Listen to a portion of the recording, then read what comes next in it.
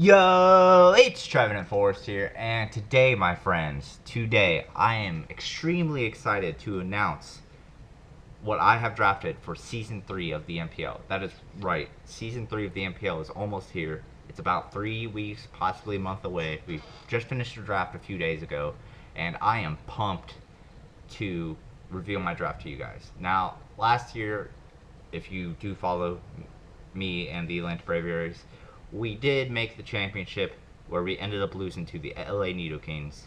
And but I never expected to even make the playoffs, let alone win a playoff game and make the championship, going 11-3 plus 35, and then beating Jolt in the first round of the playoffs, and then even making the championship was extremely wonderful. I don't have words for it, but just being in the championship was wonderful. I'm sorry for not uploading that game. It was a long game. It would have been like a 40-minute video. I would have had to put in a few hours of editing, and I just didn't feel up to it. However, you can go check out the championship video on the NPL channel, which I will link both the channel and the video in the description of this video, where my friends Jolt, Monotui, and Dallas Boy all put in a wonderful job of commentating, editing, and yeah, it's about 50 minutes.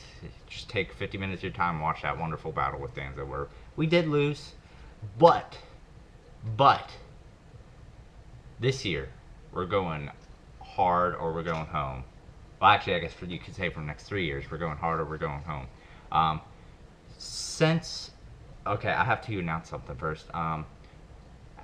Jolt, the coach of the Toronto Star Raptors, is now the commissioner of the league. Kyle, also known as K to the 2, he has resigned as both the coach and a commissioner to do other things with his life, and that's respectful. I respect that decision. He was a pretty good commissioner. It's going to be kind of sad because I enjoyed talking with him. I enjoyed him as a commissioner. I felt he was pretty fair as a commissioner. I mean, we had our differences. Everybody had their differences from time to time, but I just want to say you were a hell of a commissioner, Kyle, and thank you for starting this league. But enough of that sappy shit. Let's get right into it. So, for this season of the NPL, we decided to do a redraft because we had about half the coaches in the league were resigning to either do other leagues or because of personal problems or because they just didn't want to play. So, my team from last year will not be the same at all.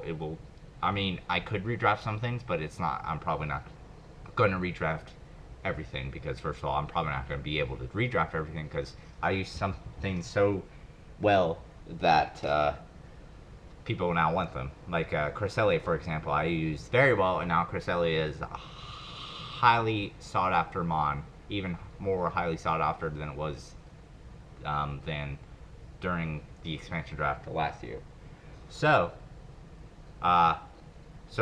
first this year we drafted Megas first, instead of the last 2 seasons in which we drafted Megas last, because just saying, the year 1 Stab got screwed over because he built a team around Sticky Web offense with Mega Heracross, and when he did not get Mega Heracross because it got sniped from him, he was screwed over and he went 1-9. So we decided, hey, it's easier to build a team a Mega around a team than a team around a Mega, and then you get screwed over. So we decided to draft Megas first. And how we decided that where we drafted in the Mega order is that the new coaches, whether they're returning coaches from Season 1 or the early parts of Season 2 that got left or they got shafted when the new GVA coaches came in, or whether they're completely entirely new to the league at all, never played a single game, they will get naked priority. Returning coaches who were here at the end of the season, last season, will get the positive priority, and then we'll decide from there. So, worst record went first. So, like, for example, Razor Wolf 24, coach of New York Metanes, he got the first choice of where to be in the draft. So wherever you picked in the draft, in the Mega Draft, it would be the opposite. So if you picked first in the Mega Draft, you get the last pick in the first round of the regular draft, which is indeed a new thing called the franchise round, in which you pick one thing, and that you have, it's basically a 3-year contract. However, you have the possibility of keeping it forever after those 3 years are up, if you so choose. After you have to have it for at least 3 years. You cannot drop it or trade it during that time. And if you feel like you want another franchise mon after 3 years or 3 seasons, you can drop that mon at that point. But if you wanted to, you could keep it forever, for the rest of your NPL career. So yeah, I really like that decision. So if you picked first in the Mega Draft, you would pick 12th in the franchise round, and then you pick first in the first 3 year, and then so on. It basically snake. So yeah, etc., etc. So what I decided to do is I wanted to make sure that I would get my franchise mon for sure, guaranteed. So I decided to pick 12th in the Mega Draft, which may or may not have hurt me, but I wanted to guarantee that I would get my franchise pick. I did not want to get sniped on that, because we pick a Mega every year, a new Mega every year. You have the possibility of you pick Megas every year. However, franchise mon, that could possibly be, that's at a minimum every 3 years, and possibly you never get another choice again if you want to keep that mon.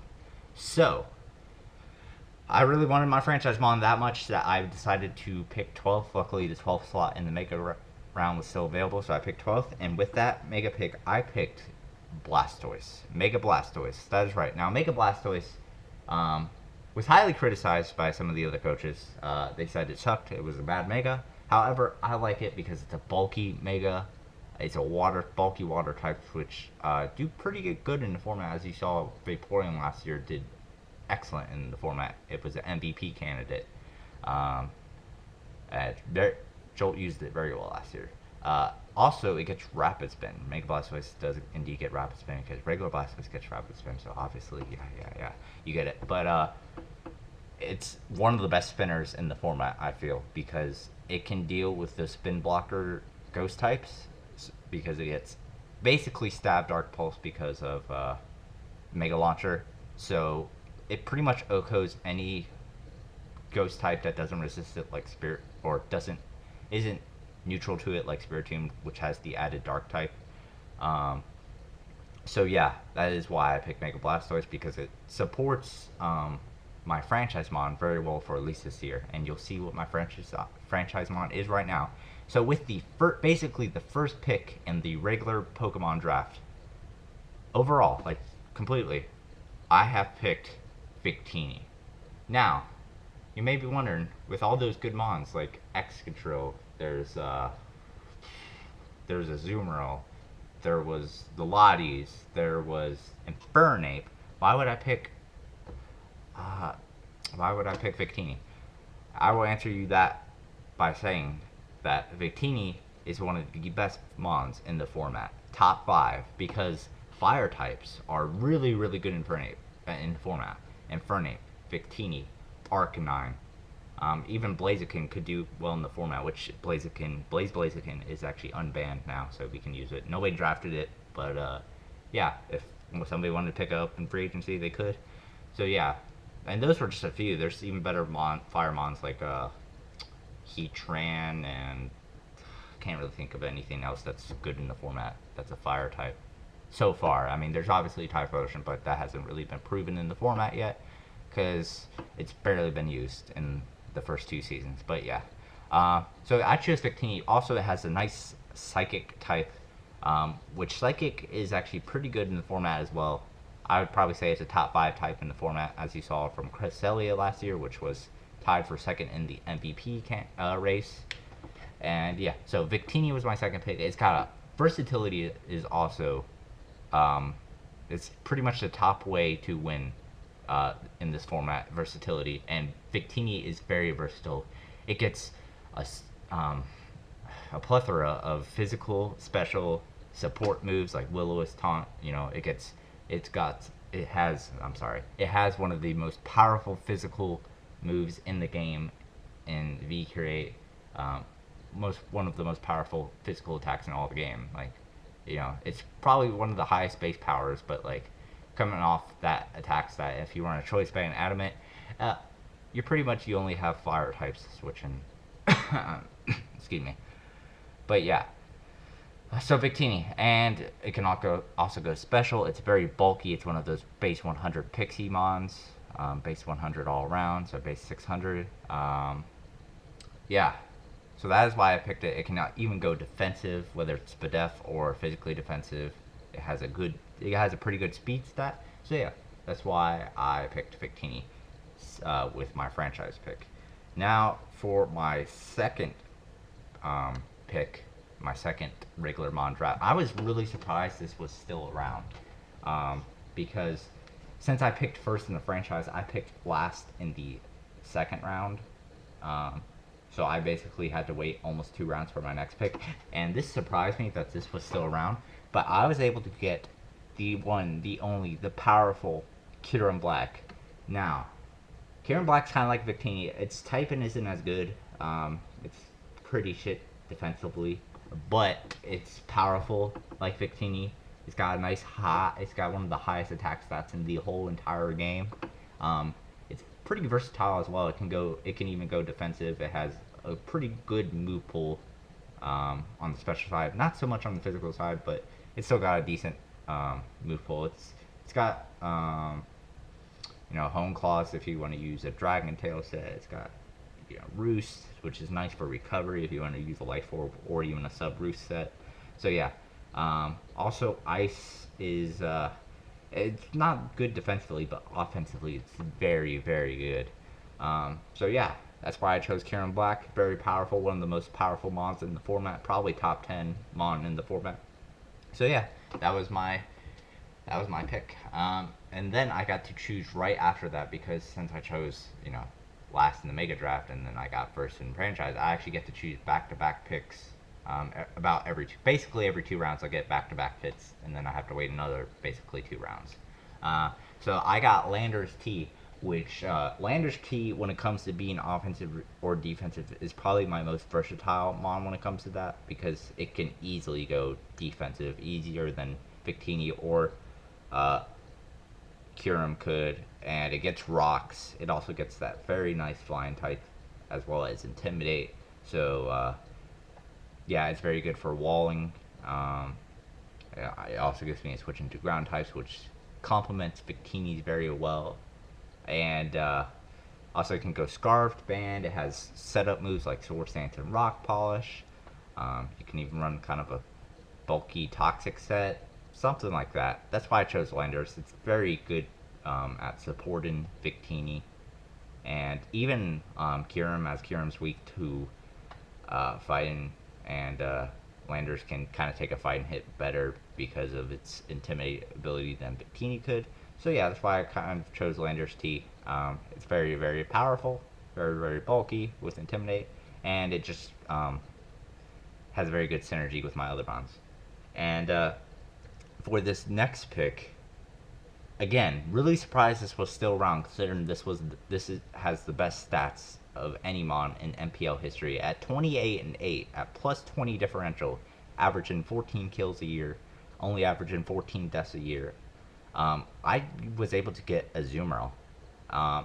If you watched Kyle at all, he used the Azumarill very well, and it was it kind of ruined me and when I played him in week 11 with the sub Salic belly drum set. And yeah, that thing is a monster in the format. Again, probably top 10. In my first 4 regular mon picks, I probably got 3 top 10 in the format mons. So I'm very excited about that. I'm going with a very different strategy than last season, which I kind of drafted a little bit of stall with Cresselia, Registeel, Alamola, all those good things. And this year I'm going very powerful team at first, and then kind of drafting defense in the later rounds. So yeah, Azumarill can sweep teams with just one mistake. If you let it set up a belly drum and you don't have anything to take it on, like a Mega Venusaur or Unaware Mon, it's kind of over at that point. So that's what makes Azumarill so dangerous. It can even run a Choice Band set, which nothing is a safe switch into a Choice Band set except for the possible Mega Venusaur, which only one person has the entire league. That's what makes it so dangerous. Also can run an Assault Vest set if you want to be bulky. You can even run a Perish Trapping set to be a fucking dick. So, yeah, that is what my thoughts are on Azumarill. Very powerful, best mon in NPL history, which is pretty much a steal in the 4th round. So yeah, I'm very, very happy I was able to get that. It does give me another water type, but since Blastoise is only going to be a 1-year thing probably, it's not that bad of a thing. And that fairy typing is very nice. Play rough hurts a lot. So with my next pick, again, back-to-back picks here. So I originally went with Florges, but we were drafting without Richard at the time, so he would just be able to fill in his picks later on. And he ended up getting Florges earlier on with one of the picks that he missed out on. So instead of Florges, which really would have been nice, however, I got Umbreon instead, which when you look at the next 2 picks, you'll see that it actually has a way better synergy, at least type-wise, and it's basically as bulky as Florges, as you don't even need to invest on the physical side to reach Florges' max physical defense, and I chose Umbreon with this pick. Now Umbreon, max Spadef Umbreon is only about around 4 or 5% less specially bulky than Florges when you in fact invest both max, and yeah, it also has, it basically does everything Florges does, but it has better defensive type synergy with my next 2 picks that I'll review really soon. Heal Bell, Wish, it can heal itself up with Moonlight. It has Foul Play, it's a decent Pursuit Trapper. It doesn't really do that much damage, but it's at least has Pursuit. Even gets Sucker Punch if you want to surprise somebody like I did Togue in Week 7 last season. And yeah, Umbreon, Dark type is pretty good. It's very defensive, very bulky, which is what I needed because I had 4 really, really strong offensive mons and I really needed a solid cleric for my team. And Florges would have been nice, but Umbreon, probably thinking back about it, is probably better. So I'm glad I got that. So again, my next 2 picks were back-to-back, and I'm very excited to announce that not only Umbreon is not the only mon returning from the Atlanta Braviary squad last season, but Alomomola is here to come back for at least another 2 years to the Atlanta Braviaries. It did very well last season. I believe going 6-3 last season in 10 games, which is amazing for a mon like Alomomola, which is pretty much always defensive. To put up those kind of stats is astounding. It was excellent for me all year. I could always count on it being able to take hits, even on the special side with no investment. It could take a Hyper Voice from a Mega Gardevoir, which is absolutely amazing. I could count on it, which supported my entire team. If I sometimes I didn't even need to run recovery. Like on Crest, I usually didn't run recovery on Crest because I could just Wish Pass through it. So I might not even need to run recovery on like Kyurem-B because I have Wish with both Umbreon and Alomomola. So I'm extremely happy about that I was able to get this mon back, because Alomomola was probably my defensive MVP of last year.